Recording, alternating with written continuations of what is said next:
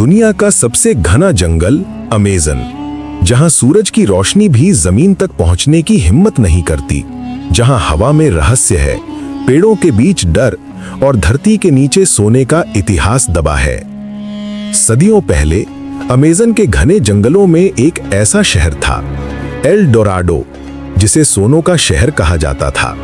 लोग मानते थे कि यहाँ की सड़कों पर सोना बिछा था, दीवारें सोने की थीं, राजा सोने की धूल से नहाता था। लेकिन एक दिन ये शहर अचानक गायब हो गया। कहते हैं ये शहर धरती ने निगल लिया, कुछ कहते हैं देवताओं ने इसे छुपा दिया, और कुछ कहते हैं ये शहर आज भी जिंदा है, बस इंसानों की नजर से दूर। कहानी शुरू होती है एक भारतीय खोजकर्ता आरव से, जिसे एक पुरानी डायरी मिलती है। डायरी में एक नक्शा था, अधूरा, टूटा हुआ, लेकिन उस पर साफ लिखा था, सोनों का शहर यही है, लेकिन इसे ढूंढना मौत के बराबर है।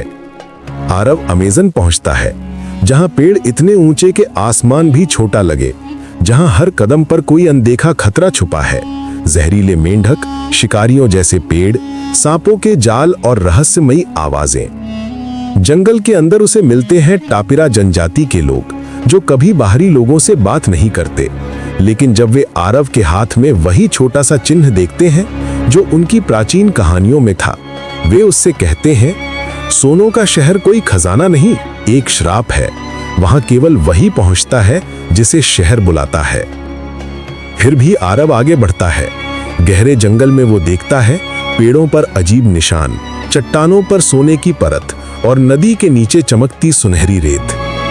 3 दिन बाद वो एक विशाल झरने के पीछे एक गुफा पाता है। गुफा के भीतर हवा गर्म हो जाती है, दीवारें सोने की धूल से चमकती हैं, आवाज आती है मानो किसी विशाल शहर की सांसें अभी भी चल रही हों। और फिर एक बड़ा कमरा, जिसके बीच में एक टूटा हुआ सिंहासन, दीवारों पर एक पूरी सभ्यता की कहानी लिखी थी। वे सोने से प्यार करते थे और सोना उन्हें खा गया। सोनों का शहर असल में धरती के अंदर फंसा हुआ था, धीरे धीरे नेचर ने उसे निगल लिया था।